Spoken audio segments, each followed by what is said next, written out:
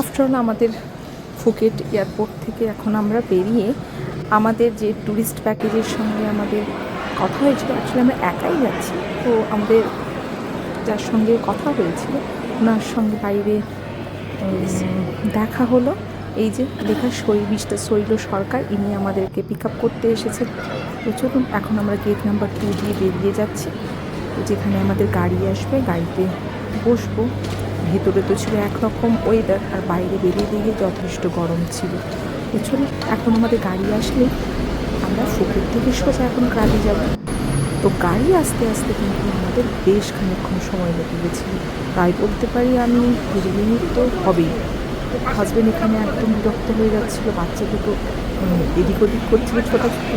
তো তারপর after all দেখলাম খানিকক্ষণ বাদে উনি এলেন, হয়তো গাড়িটা একটু দূরে রাখা ছিল, আর ওনারা তো কোনো কথা বোঝেন না, আর বলাও যাচ্ছে না, জিজ্ঞেস করাও যাচ্ছে না। এই যে লেখা আছে ক্রাবি যাবো আমরা। তো চলুন, তো এখন আমরা গাড়িতে বসি, আপনাদের সঙ্গে গাড়িতে বসি।